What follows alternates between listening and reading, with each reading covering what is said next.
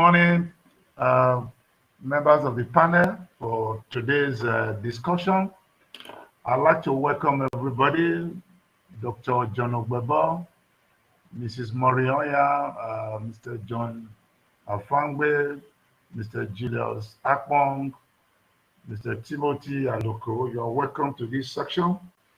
The topic we are going to be discussing on is worker engagement, with clear reference to the construction industry.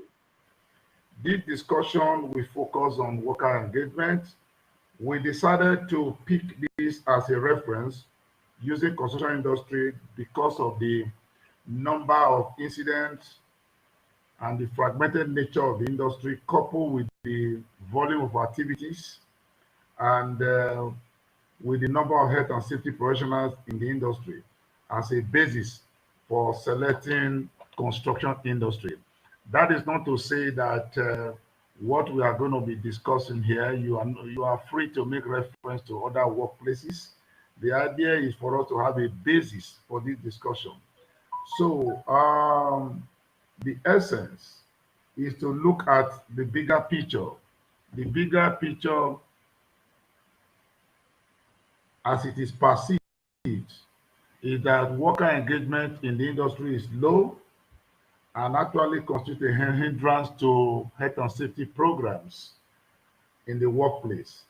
So what we are going to be looking at is we are going to be happy on our experience as professionals in the industry to be able to drive home this point. We see that the culture in the industry could be low, and any negative culture is as good as no culture at all. On the strength of this, I'd like to quote, effective worker engagement and full involvement create a culture where relationships between employers and employees are based on collaboration, trust, and joint problem solving. Employers are involved in assessing workplace risk and the development and review of workplace health and safety policies in partnership with the employer. This is what a researcher has actually found out in terms of trying to review one of the projects in her assignment in the industry. So we are going to be looking at how does this statement fit or stand into the system we are trying to look into, that's the construction industry, and how do we drive it to ensure that there is safety for the health of our workers in the industry in globally as it were. This will form the basis of our discussion this morning. So once again, I'd like to welcome each and every one of us to this gathering. And may I start? People have defined worker engagement in various forms. Some have taken it from the business perspective. Some have taken it from the point of attitude. Some have taken it from the notion that it is the environment that drives the engagement. So I'd like to ask Dr. Ogbebo to kick off the matter. What does worker engagement mean to you? What does it actually mean to you? Workers' engagement generally, to me, means having interaction with the workers and ensuring workers' commitment to the company's policies and the top management line of thinking about the business generally.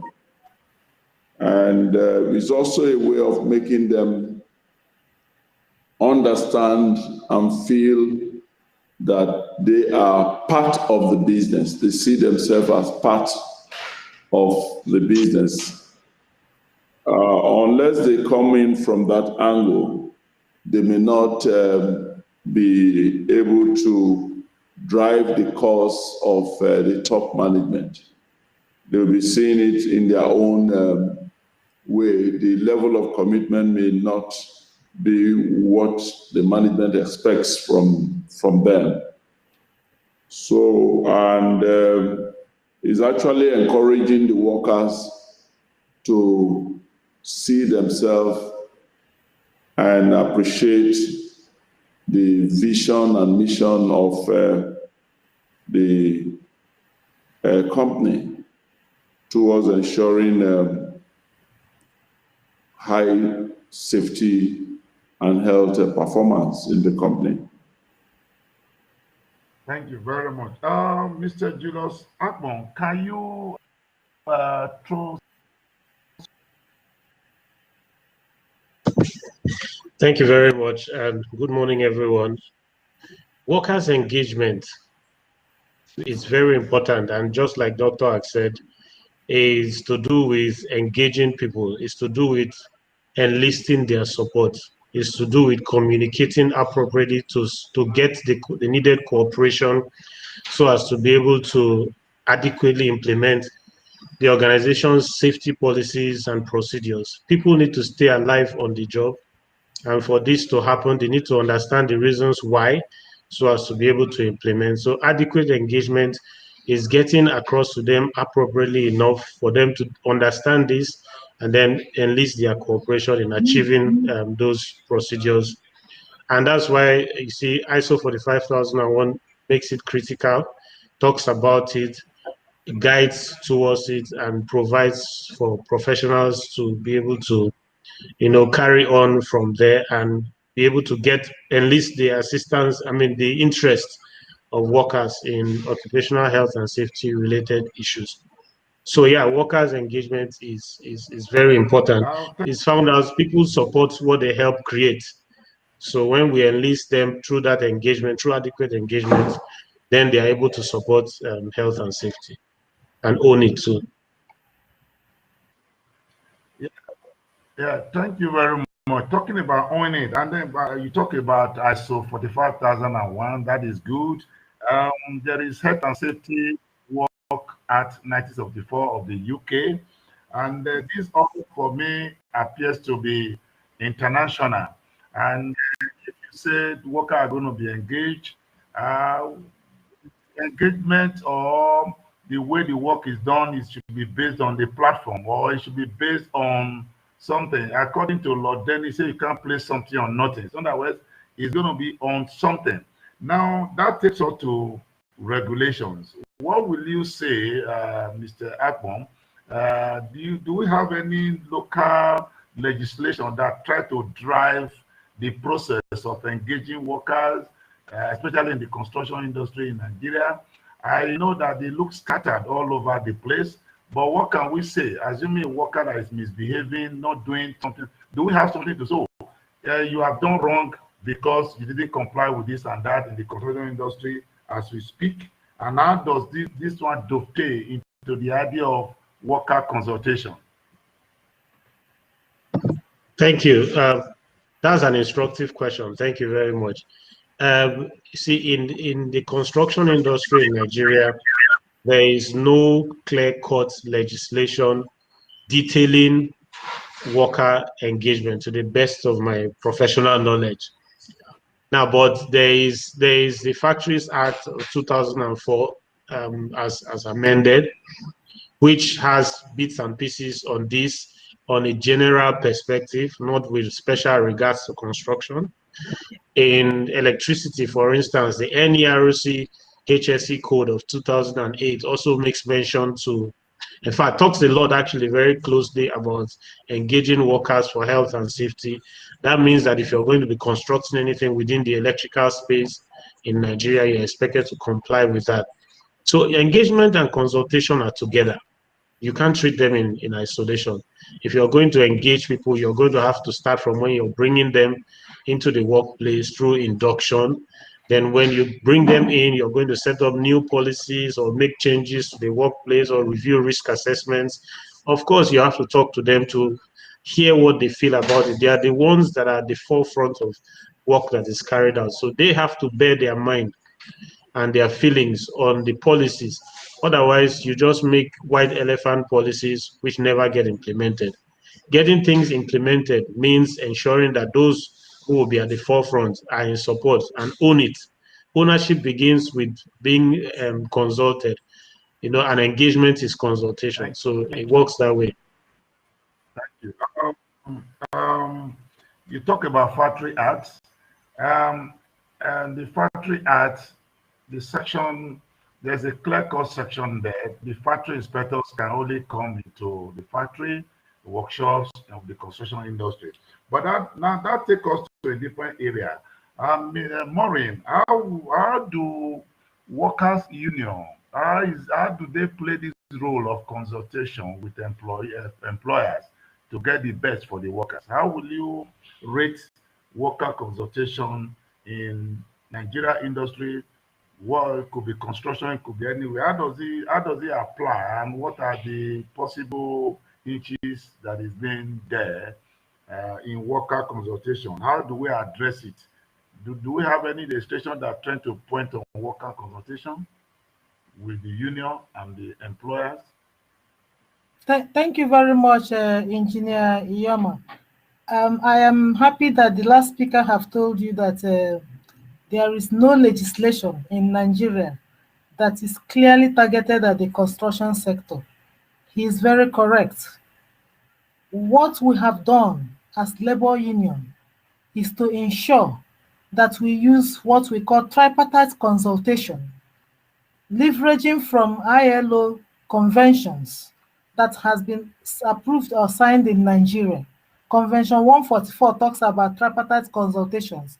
In all the levels of what we do in Nigeria Labour Congress, we ensure the tripartite consultation that gives us opportunity that the employer, the worker, and the management can sit in a table to work. He made reference to Factory Act of 2004. There is a lacuna, even where it is talking about what constitutes a factory, what constitutes a workplace. In as much as they mentioned the name construction, to show that a site constitutes a workplace.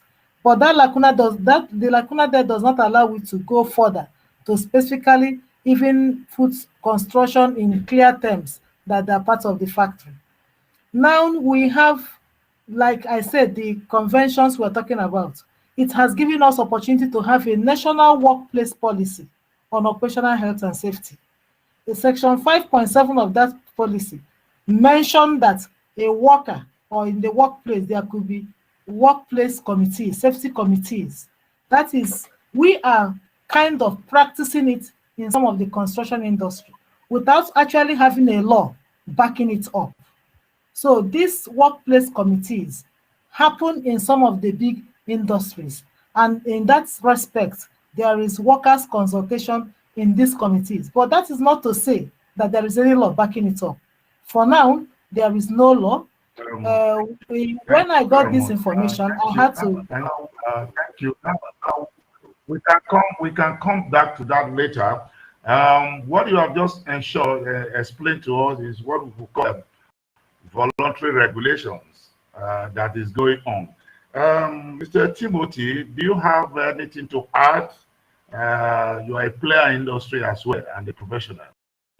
Do you have something to add on this issue of local legislation? How do we drive? Yes, thank you very much. Like the two speakers rightly said, I am not aware of any legislation that is seriously targeted at the construction industry.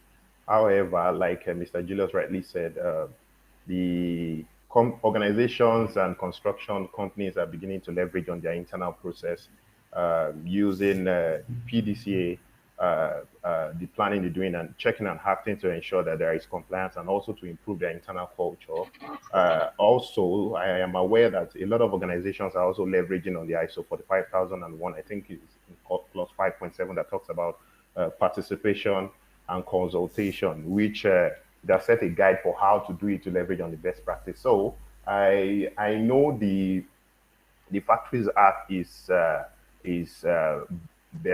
seriously on the surface, and there are no clear instructions as to what to be done. Well, it is usable, and I am also aware that there are a lot of reviews ongoing which has not been concluded. So hopefully when this is concluded, there will be a lot of integration with the unions, with the best international best practice, and with other authorities in health and safety to ensure that we have something that is robust enough to govern the. Thank you very much.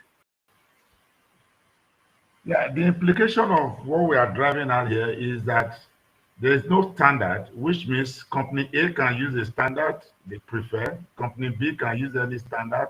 Then it becomes very difficult for regulators to know what to do and how to do it.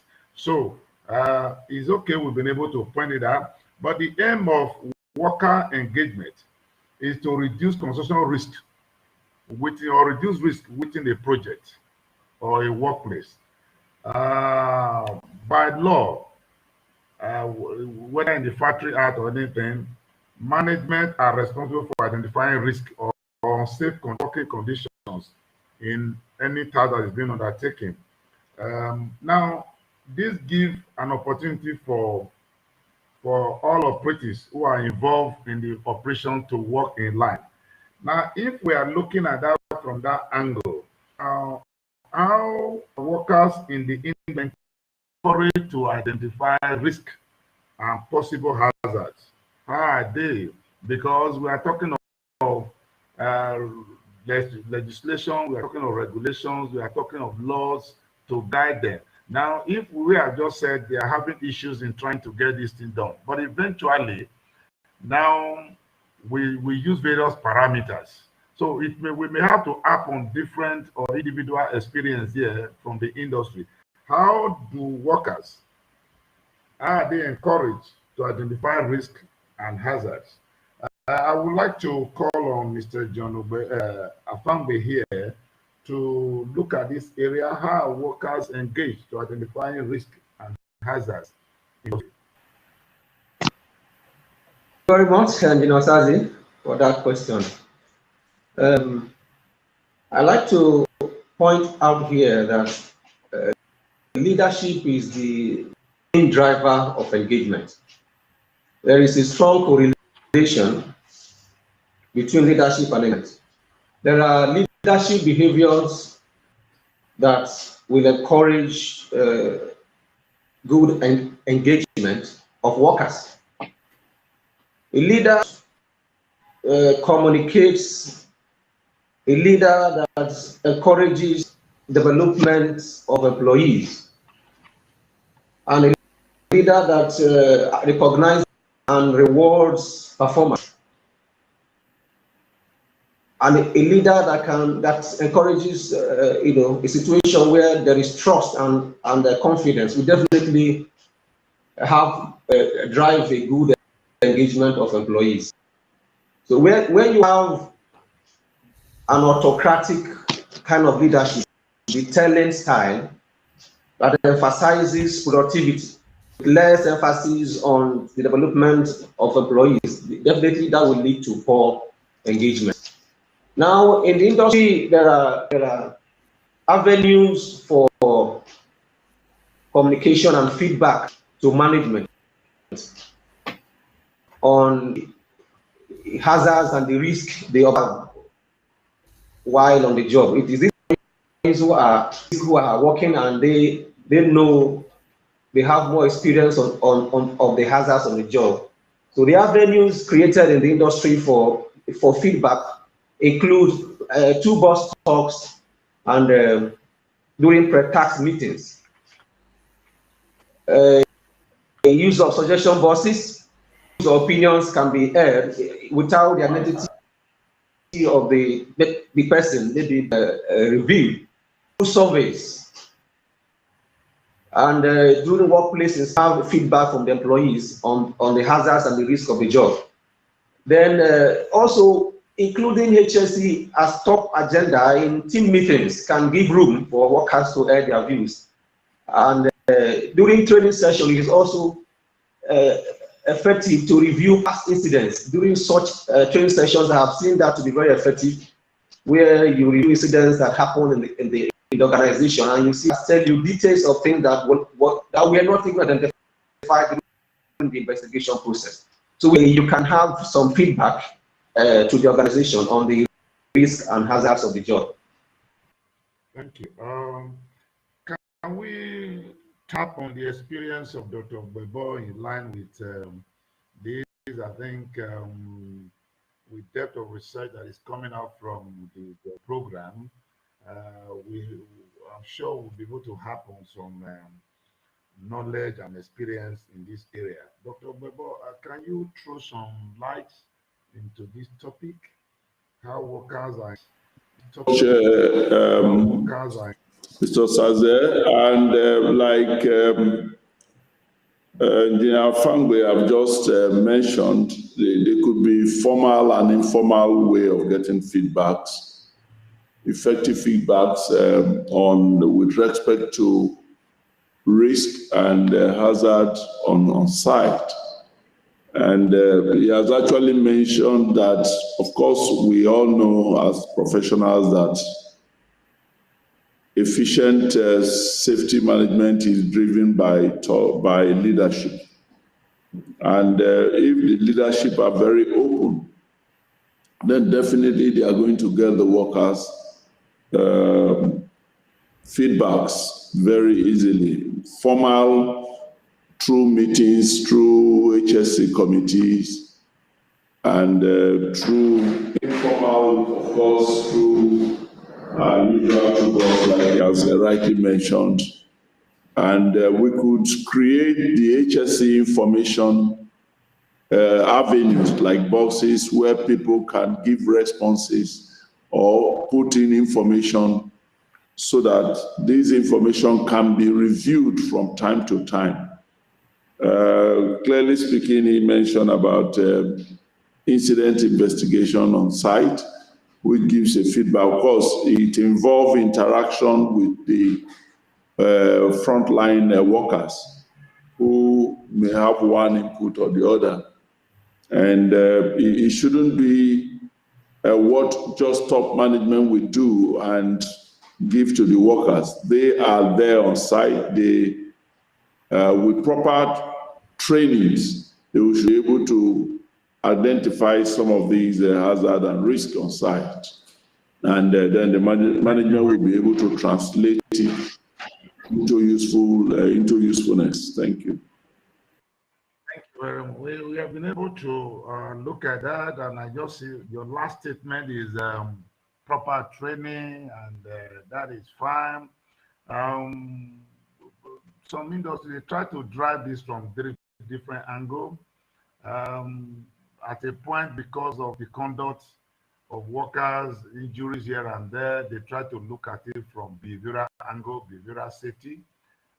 When they saw the single aspect of that result, they now move into safe system of work, developing procedure for people to go through. It's not a problem here and there, and the current approach is human performance. You can't give what you don't have. And if you are talking about human performance, you can only perform up to the capacity of what is in you. And that brings us to training, where you see some of these workers saying that they'll be working for a certain number of years on the job, and training they get is more or less on the job or whatever form. How effective it is what we want to look at. Can I tap on Mr. Julius Akpon here, to a practitioner in the industry? Give us an idea of your experience on the efficacy of training and education of that happens in the Nigerian workplace.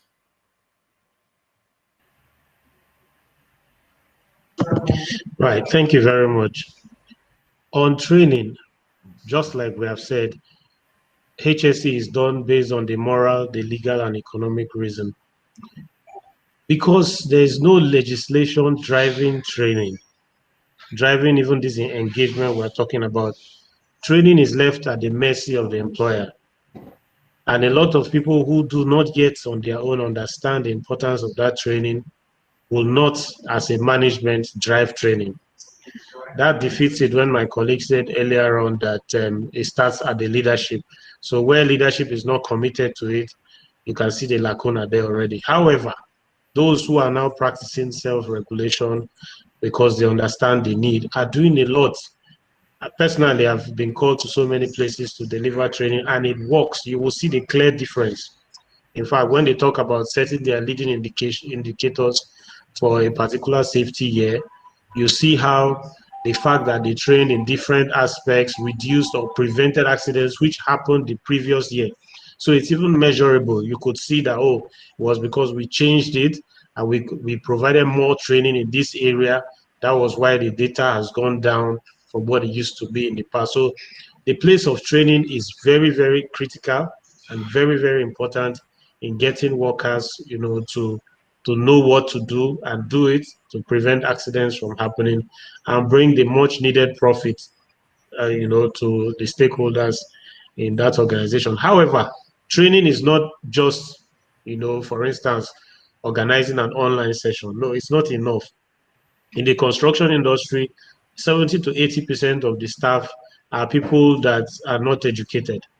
So you have to train them in physical, demonstrable ways that they understand what you're saying. It's not just, standing in front of them and changing slides on a PowerPoint. No, you have to train them in very many practical basis with languages drawn to, site basis from person to person as much as possible.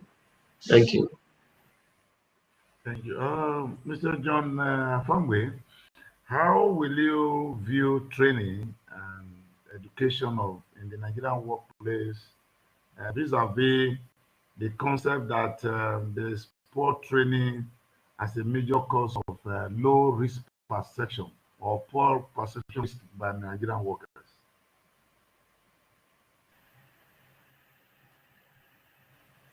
Thank you.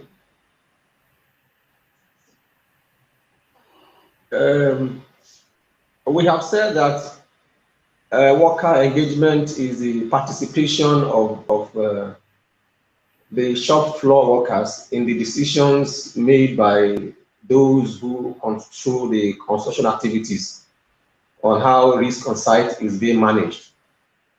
So if the workers will participate effectively, then they will need sufficient knowledge and feedback.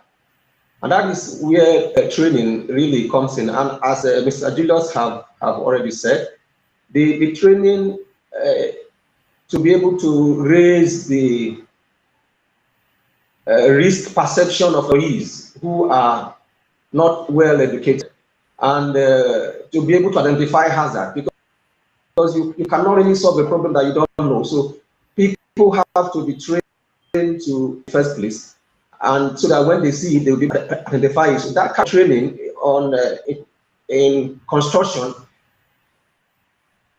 has to be really centered. People should be centered, and we require them to participate fully in discussions, so that the facilitator can have a feel of where the people are and whether they are following.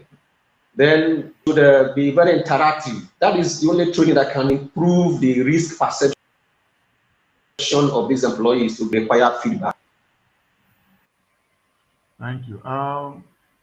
Mr. Timothy, you just mentioned leadership as one of the possible hindrance to effective training, because people in the management may not be too keen about it. Can you highlight some other possible hindrances you see to workers training? What is making it to happen in Nigerian workspace? Yes, thank you very much, Engineer Sazi. I think one of the very hindrances we can have to workers training is, in the first place, what is the need assessment for the training? How did we set our training? Is it very generic or specific? Before you agree on what to train people in, you need to have done your need assessment, maybe from accidents, maybe from your reactive indicators and the rest of them. So you've identified the gaps. then you recommend such training to correct those gaps. Then after the training, what happens? I always like to follow the Deming cycle, following the planning, the doing, the checking, and the acting. Okay, we've planned the training, you've done it. How do you follow up to check the effectiveness? Even if you check the ISO, if you check where they talked about quality objective, the next we see is how to evaluate the effectiveness. If you check the risks and the opportunity monitoring, the next you see is how to check the effectiveness. So what have we done to check the effectiveness of the training? We've set these indicators. Okay, we expect these reactive indicators to drop. We expect accident to drop. We expect the culture to begin to grow to generative level. How do we now measure after 6 months, which is the post-training impact assessment? How do we now measure after 6 months, after 3 months, to know what progress we've made so that we can plan our next objectives, to know what issues we have so that we can, plan remedial actions to those things. Then after training, because the construction industry is basically made of white collar, the uneducated people like we talked about. How do we now plan our mentorship programs? Just like a follow-up. It's not enough to put them in a class. It's not enough to give them presentation slides. It's not enough to teach them. Then after that, how do we now follow up? How do we follow up? Do we have an anonymous way of them reporting issues that they identify through their training? Because people are scared to report. Now, after the training, do we have evaluation system? Do we now have a mentorship system to now mentor them in line with what they've heard? Because the truth is, the workers we are looking at, they respect more and they respond more to what they hear every now and then. It's not just for us to organize the training for 1 week. It's now how to follow up, how to mentor, how to be friends with them. Thank you very much. We have about 10 minutes to round up this section. Maureen, I'd like to come to you. You are a union and a trade unionist and a professional in the occupational health and safety. Can you please tell us some of the challenges the trade union have in an attempt to push the health and safety of workers in the Nigerian workspace? The major challenge we have boils down to the issue of policy, because most of the time when we try to push inspection, when we try to push several things on occupational health and safety, the employers don't want to comply because they feel that occupational health and safety is trying to do work on occupational health and safety is very expensive for them. Okay, so what do you think? You just talking about policy. The way out is regulation. At least when we know that law is a long process, let the Ministry of Labor, who is the chief custodian, come out with a regulation. We are already engaging them to come out with a regulation on the construction industry. That one is easier for us because they have okay, as the trade union make a position paper on this? Yes. To the labor, even as at yesterday. Okay. Yes. Even as at yesterday. That's fine. That's fine. Let's leave it at that. Now, because if we are talking about worker engagement, what is the benefit? What is the benefit? Because the employer should know, if I engage the workers, I'm going to properly, these are what I'm going to get. So let me start with Dr. Gbebo. We're going to be rounding up with these. What are the possible benefits? Where all of us are going to touch into it in various ways. What are the possible benefits of involving workers in planning and monitoring of health and safety activities in the Nigerian workspace? What are the possible benefits of engaging workers or the workforce in planning and monitoring of health and safety activities in the workspace? Yes, of course, there are a lot of benefits. And one is that it will make the workers more committed to HSE issues. And there will be proper interaction and understanding between the leadership, that's the employer, and the employee in the work site. They will see that the employees are interested in their welfare, and they will be willing to cooperate with the top management. And it helps for actually to reduce the LTI, the incidents on site, which can virtually result to very serious loss.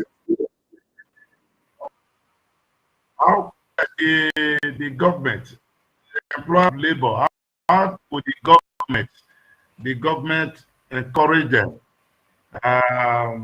to participate or to ensure effective worker engagement in the Nigerian workspace?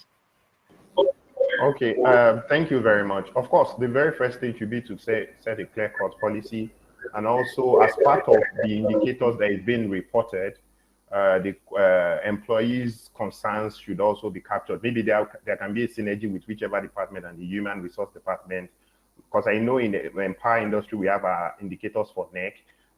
The government can, as a way of putting a mandate that some indicators that has to do with workers' engagement, like the meetings they've had, the town hall meetings, the induction, whatever, and the rest of them, should be integrated as part of the KPIs to be reported at that level, so that employers can ensure they do it effectively. You are welcome to this program. We thank you for your time.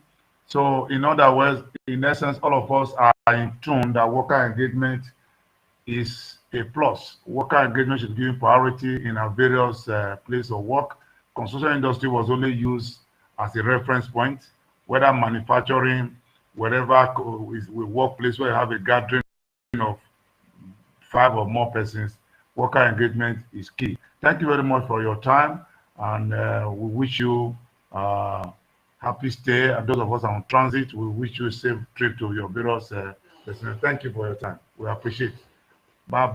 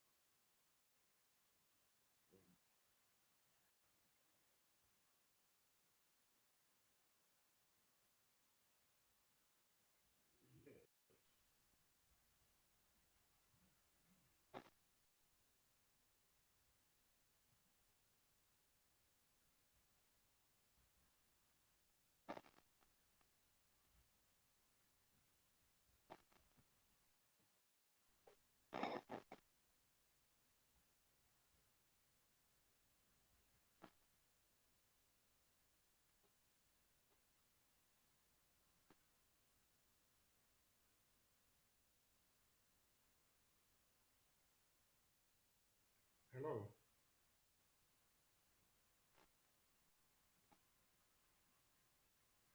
Hello.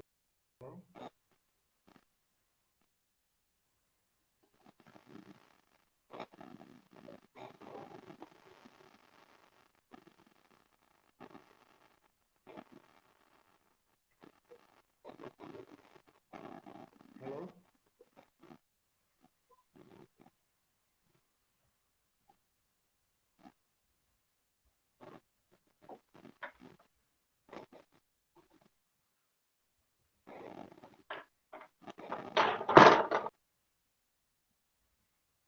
Yes, can you see me? Can you hear me? Okay. Yeah, I can hear you. All right, so I can see a question here Let me read the question and probably throw more light, a little light to it. Is workers' engagement seen merely to be workers passively following instruction, or should it mean taking active responsibility and questioning things? Maybe workers' empowerment and engagement are different issues, but certainly linked. Yes, you are right. Empowerment and engagement are certainly linked. If you also consult the management system for occupational health and safety, that's the 45,001, you see it clearly that workers are not only to participate, but they are to be consulted, especially when it comes to health and safety decisions that will concern and affect them. It is not expected that any leader, HSC leader or organizational leader, managers, and the rest of them will make decisions about workers on things that will affect workers without consulting them. So there should be that win-win situation where people are consulted before decisions are made. Here and there, employees are most likely to own it and take responsibility and accountability of it. Thank you.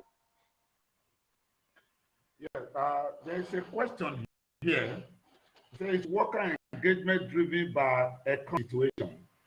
I just try to reframe it. I don't know. Economic situation, does it mean the capacity of the workers, or I don't know what the question, but my take on the question is worker engagement driven by employers' economic situation? I think in Africa is a yes, because most of the time the company that is just coming up having 10, 15 workers, maybe has got a level of contract. We want to use workers as much as possible. The first thing, he may not want to engage the management team of the company, may not want to engage any union. They will not want union to come up, because the union believe that union is a pressure group, and because of the fact that they'll be able to pay them pittance, whatever they think they can pay. So I think a combination of the employers is a major factor. That means, in my own way, I would think that the way contracts are awarded, the way jobs are awarded, should be, and safety should be input into those aspects of it. There's another question here. We are taking it bit by bit. Do the panel think that African HSS executive enforcement body? The question is not a direct yes, because as we speak, there are various regulatory bodies, but they are all scattered all over the place. The oil and gas, they have a regulatory body. The Ministry of Labor, they have their own regulatory body. And currently, there's a bill that is being to the National Assembly that had to do with construction development initiative. It is trying to drive health and safety from the bottom to the top. But I think what I could think is the effectiveness. I don't want to apply in other part of the Africa, Ghana, Sierra Leone, whatever, but the effectiveness. If you look at Lagos State, for example, Lagos is a bit up. So I think it's a way of harmonizing this whole stuff. But if we call it HSC, every type of enforcement, the Ministry of Labor is supposed to be playing that role if they try to fund and ensure that what they are doing is sustainable. I think that's what I would take. But I think is IOSH ready for a research? But I think IOSH should be able to, if we have some, these are things we can put together and come up with a research position. That will help us drive this thing properly. If a research is conducted in this area and we are able to come up with things clear and loud, that will help us very well. It's like, I don't know whether we still have time, because I can see one other question, part of what the team answered.